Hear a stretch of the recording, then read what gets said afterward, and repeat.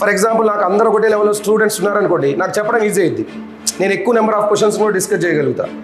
But అది colleges ఇప్పుడు దాన్ని ఎట్లా వాడుకుంటున్నాయంటే, ఒకవేళ టీచర్స్ మీకు జస్ట్ బట్టిఫైయింగ్ లా టైప్లో ఏమైనా చెప్తున్నా, కాన్సెప్ట్కి అసలు ఎందుకు అట్లా వచ్చింది మీరు క్వశ్చనింగ్ చేసిన వాళ్ళు చెప్పలేకపోతున్నారంటే అది ప్రాపర్ కాలేజ్ కాదన్నట్టే. సో అది ఒకసారి అయితే మీరు చూసుకోండి. నేను ఆ కాలేజెస్ పేరు చెప్పదలుచుకోలేదు. నీకు చెన్నైలో చేసినట్లే ఉంది, హైదరాబాద్లో చేసినట్లే ఉంది, ఖమ్మంలో చేసినట్లే ఉంది, అన్ని ప్లేసెస్లో అట్లనే ఉంది. ఇప్పుడు నాకు తెలిసి అందరు కూడా బోర్డు అంటే మంచి మార్క్సే వస్తాయి. బోర్డులో కూడా సబ్జెక్ట్ మనం చాలా ఈజీగా క్వాలిఫై రావచ్చు. అంటే మీకు కష్టంగా అనిపించి ఉండొచ్చు అది, బట్ ఇప్పుడు మీరు ఇంటర్కి వచ్చారు కాబట్టి మీకు ఇప్పుడు అర్థమైద్ది, అచ్చా నేను 10th క్లాస్ చదువుకుంది బాగా ఈజీగా ఉండే అని. ఎందుకంటే ఇంటర్లో మనకి మగ్గప్ అనేది ఉండదు, ఫార్ములా బేస్డ్ ఉండదు. జేఈ కోసం ఎస్పెషల్లీ మీరు వెళ్ళినప్పుడు కంపల్సరీగా కాన్సెప్ట్ అనేది నేర్చుకోవాలి. కాన్సెప్ట్ బాగా రావాలంటే హార్డ్ వర్క్ చేయాల్సిందే. ఎందుకంటే కాన్సెప్ట్ జేఈకి ఈజీగా అయితే ఉండదు. ఎస్పెషల్లీ మ్యాథమెటిక్స్ అయితే ఒక రేంజ్లో వస్తున్నాయి క్వశ్చన్స్. సో మీరు స్టార్టింగ్ నుంచే సబ్జెక్ట్ని అర్థం చేసుకొని ఆ వేలో వెళ్తే బెటర్. అంటే మనం 10th క్లాస్ నుంచి ఇంటర్కి రాగానే వెంటనే సడన్గా మనం కూడా మార్పు రావాలంటే రాదు. అండ్ మోర్ ఓవర్ కాలేజెస్లో కూడా ఏం చేస్తారంటే, ఫస్ట్ ఇయర్ వెళ్ళిన తర్వాత స్టూడెంట్స్కి స్టార్టింగ్లో బాగా అర్థమయ్యేటట్టు చెప్తారు. ఏది బేసిక్స్ ఉంటాయి కదా చెప్తారు, అప్పటికల్లా మనం ఫీజు మొత్తం కట్టేస్తుంటాం. దాని తర్వాతకి మారిపోద్ది సీన్ మొత్తం. కొద్దిగా చూసుకోండి.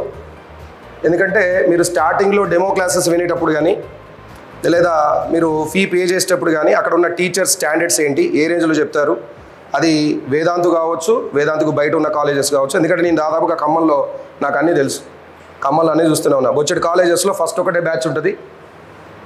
మేము చెప్పిన వాటికి మాకు తెలుసు, ఇక్కడ ముగ్గురం కూడా మేము చెప్పి వచ్చిన వాళ్ళమే.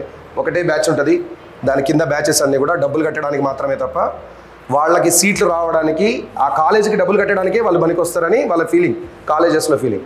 ఈ సెగ్రిగేషన్ ఏదైతే ఉందో ఇది పెద్ద ఫ్లా అన్నమాట ఎడ్యుకేషన్ సిస్టంలో. నేను దానికి చాలా వ్యతిరేకం. నేను చాలా పెద్ద పెద్ద కార్పొరేట్ కాలేజెస్లో చేశా, వేరే స్టేట్స్లో కూడా చేసి వచ్చా.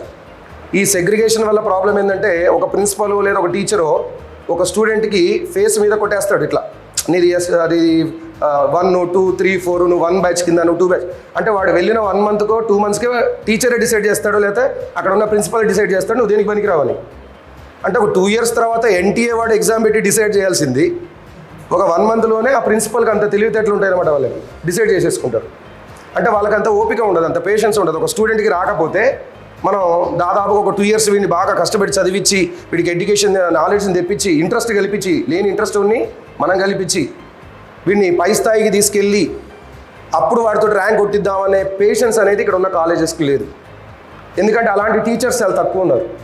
సో అలాంటి టీచర్స్ ఎలా ఉన్నారంటే, సబ్జెక్ట్ ఉన్న టీచర్స్ కూడా లో లెవెల్ నుంచి చెప్పడానికి ఇష్టపడట్లా, డైరెక్ట్గా పైన చెప్పేస్తున్నారు. ఒకవేళ ఎవరైనా సరిగ్గా పర్ఫార్మెన్స్ ఇవ్వకపోతే వీడు ఫస్ట్ బ్యాచ్కి పనికిరాడు, వాడిని వెనక్కి నెట్టేయండి అంటే వెనక్కి వెళ్ళిపోయి 1 month తర్వాత వాడు ఫస్ట్లో ఉండాల్సిన వాడు 3rd, 4th ఉంటాడు. సో కాబట్టి నేను ఎడ్యుకేషన్ సిస్టంలో మేము అందరం కూడా చూసింది ఏంటంటే, ఈ సెగ్రిగేషన్ సిస్టమ్ అనేది మాత్రం అస్సలు కరెక్ట్ కాదు. బ్యాచ్ సిస్టమ్ ఉంటుంది చూసారా, ఈ బ్యాచ్ సిస్టమ్ అనేది కరెక్ట్ కాదు. ఒక టైం వరకు అది కరెక్ట్ ఉంటుంది. ఎట్లా అంటే, ఒక టీచర్కి సునాయాసంగా క్లాస్ చెప్పడానికి ఆ సెగ్రిగేషన్ మనకు వస్తుంది. ఫర్ ఎగ్జాంపుల్ నాకు అందరూ ఒకటే లెవెల్లో స్టూడెంట్స్ ఉన్నారనుకోండి, నాకు చెప్పడం ఈజీ అయింది, నేను ఎక్కువ నెంబర్ ఆఫ్ క్వశ్చన్స్ కూడా డిస్కస్ చేయగలుగుతా. బట్ అది కాలేజెస్ ఇప్పుడు దాన్ని ఎట్లా వాడుకుంటున్నాయంటే, ఫస్ట్ బ్యాచ్ స్టూడెంట్సే బాగా చదివేవాళ్ళు, వీళ్ళకే క్వాలిటీ ఎడ్యుకేషన్ ఇద్దాం, మిగతా పిల్లలకి అంత అవసరం లేదు, వాళ్ళు చదవరు, వాళ్ళని ఎంసెట్ లేకపోతే ఐపీ వరకు అంతవరకు మనం పాస్ చేస్తే చాలు అని చెప్పి వాళ్ళ స్టార్టింగ్లోనే డిసైడ్ చేసి ఆ సెగ్రిగేషన్ అనేది జరుగుతూ ఉంటుంది. సో కొద్దిగా ఈ 10th నుంచి 11th పోయే స్టూడెంట్స్ కాలేజీ బ్రాండ్ని చూసి జాయిన్ అవ్వకండి. ఎందుకంటే కాలేజీ బ్రాండ్లో పేపర్లో పడి ఉంటాయి, చాలా ఉంటాయి. అది ఒక క్లాస్ నుంచి వచ్చిన స్టూడెంట్స్ తప్ప మిగతా దాని నుంచి రావు.